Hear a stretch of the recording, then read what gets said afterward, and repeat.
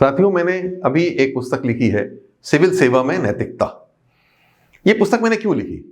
ये पुस्तक मैंने इसलिए लिखी कि आप जानते ही होंगे कि जो सिविल सेवा की परीक्षा है, जो लिखित परीक्षा है, मेन एग्जामिनेशन जिसे कहते हैं, उसमें इसके लिए एक पेपर अब 2013 से जुड़ गया है, 250 नंबर का पेपर, जो कि सिविल सर्विस में नैतिकता के बारे में ये पेपर है। मुझे बताया गया कि इस पेपर के बारे में स्टूडेंट्स को काफ़ी समस्या आती है, क्योंकि बहुत अधिक किताबें इसमें नहीं हैं। विशेष तौर पे ये पेपर ऐसा है कि जिसमें 50% नंबर, यानी कि 250 में से 125 नंबर जो हैं वो केस स्टडीज़ के लिए होते हैं। और केस स्टडीज़ आधारित होती हैं एक्चुअल प्रशासनिक अनुभव की स्थितियों के बारे में। तो वो एक स्टूडेंट को या कैंडिडेट को उसके बारे में जानकारी कम होती है, और इसके बारे में किताबें तो वास्तव में शायद ही उपलब्ध हैं मार्केट में। तो मैंने अपने IAS के 38 साल के अनुभव का प्रयोग करते हुए इस किताब को लिखा है। इस पर थ्योरी भी है और प्रैक्टिकल एस्पेक्ट केस स्टडी में है। जो थ्योरी है उसमें मैंने बताया है कि नैतिकता का मतलब क्या है, सिविल सर्विस में नैतिकता का तात्पर्य क्या है, प्रोबिटी इन लाइफ, करप्शन से बचना, इंटीग्रिटी होना, ये सब चीज़ें जो है वो उसमें दी हुई है। और पब्लिक के लिए सर्विसेज डिलीवर करना, ये सब नैतिकता का पार्ट है। लेकिन दूसरी तरफ जो केस स्टडीज आती हैं उसमें इसको कैसे अप्लाई किया जाए, ये देखना अत्यंत ही महत्वपूर्ण होता है।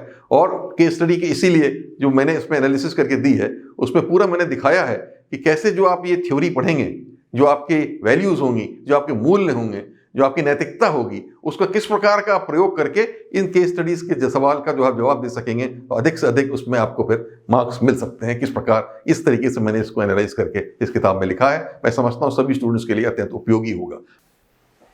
मैंने अपनी पुस्तक सिविल सर्विस में नैतिकता में जो केस स्टडीज़ के बारे में विश्लेषण किया है, वो तो मैं 2013 से 2019 में जितनी भी केस स्टडीज सिविल सर्विस परीक्षा में आई हैं उनका विश्लेषण किया है विस्तृत रूप से।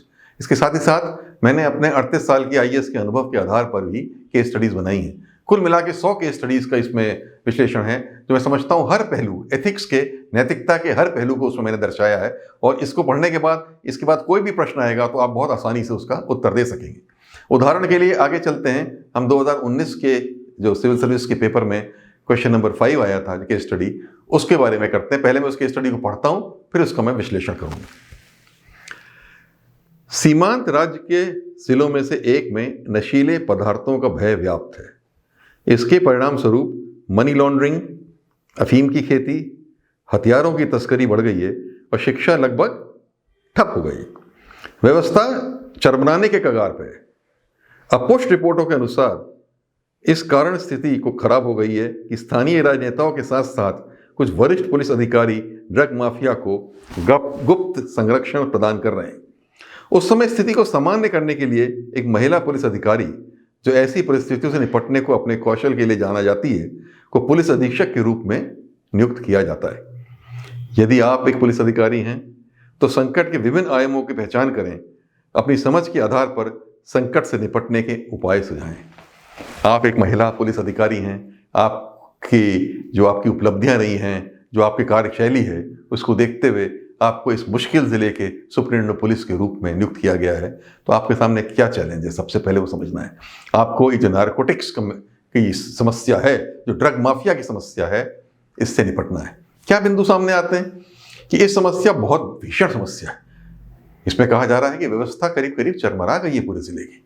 इतना व्यापक हो गया है ये ड्रग माफिया का। वहाँ पे मनी लॉन्ड्रिंग की क्राइम हो रही। मनी लॉन्ड्रिंग अपने आप में एक क्राइम है, बड़ी भारी क्राइम है। मनी लॉन्ड्रिंग इससे हो रहा है। इसमें ड्रग माफिया जो है तरह तरह के, उसमें आप देखेंगे कि अफीम की खेती कर रहा है। अफीम की खेती भी जो है वो इलीगल है। हथियारों की तस्करी हो रही, स्मगलिंग, आर्म्स की स्मगलिंग हो रही है, हथियारों की तस्करी, वो भी अपने आप में बहुत इलीगल जो है काम है। और इस सब का क्या परिणाम है? पूरा समाज तितर बितर हो रहा है। बच्चों की पढ़ाई लिखाई समाप्त हो गई है, स्कूल नहीं चल रहे हैं, शिक्षा समाप्त हो गई। तो क्या समाज बन रहा है? इस जिले के बच्चे आगे नवयुवक बन के क्या बनेंगे? ये सब उसी ड्रग माफिया में शामिल हो जाएंगे। इनका कोई भविष्य नहीं है, कुछ भी नहीं है। सबसे बड़ी समस्या क्या है कि वहाँ राजनेता या पॉलिटिकल लोग इसको सपोर्ट कर रहे हैं, या उच्च पुलिस अधिकारी भी सपोर्ट कर रहे हैं। यहाँ प्रश्न आता है कि एक महिला पुलिस अधिकारी को नैतिकता के संबंध में क्या करना चाहिए। एक तो यह है कि अगर वो कार्रवाई करना शुरू करती है तो हो सकता है राजनेता उससे नाराज हो जाएं, वरिष्ठ पुलिस अधिकारी उससे नाराज हो जाएं, और वो उसके करियर को दुष्प्रभाव भी कर सकते हैं, उसका ट्रांसफर कर सकते हैं, उसके खिलाफ कार्रवाई करा सकते हैं, उसकी झूठी शिकायतें करा सकते हैं, तमाम चीज़ें कर सकते हैं। इसका सामना उसको करना पड़ेगा मुश्किलों का।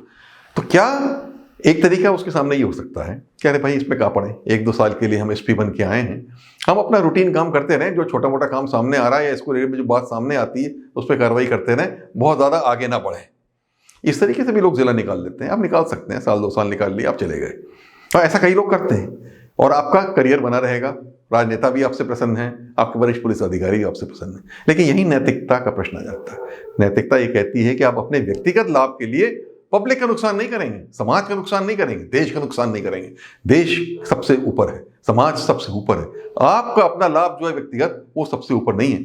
अगर आपको समस्या से निपटना भी पड़ता है, आपको परेशानियां झेलनी भी पड़ती हैं, तो आप तैयार हो जाइए, आप उसको झेलिए, लेकिन आप जो नैतिकता कहती है वो कार्य करिए।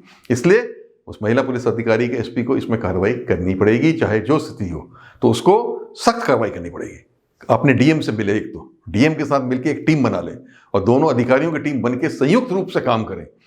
संयुक्त रूप से क्या करें, जो भी काम करें उसमें सबसे पहले ड्रग माफिया के खिलाफ सख्त से सख्त कार्रवाई करें। जो उसके क्रिमिनल्स हैं, इन्वॉल्व हैं, उनके खिलाफ राष्ट्रीय सुरक्षा अधिनियम, गैंगस्टर एक्ट, अन्य कानूनों में उनको बंद कर दें, उनको जेल भेज दें। साथ ही साथ उनकी जो फाइनेंसिंग हो रही है, जहां से उनका वित्तीय लाभ आ रहा है, उसको तोड़ें, उस माफिया को तोड़ें। जो किसान लोग अफीम की खेती कर रहे हैं, अफीम की खेती को बंद कराएं क्योंकि वो इलीगल है। आर्म्स की स्मगलिंग हो रही है, उसके खिलाफ सख्त से सख्त कार्रवाई कराएं। और जो भी कार्रवाई आप करें, इसमें आप अपने उच्चतम अधिकारियों को, अपने प्रदेश में गृह सचिव हों, आपके मुख्य सचिव हों, मुख्यमंत्री जी हों, उन सबको पूरी तरीके से अवगत कराते रहें।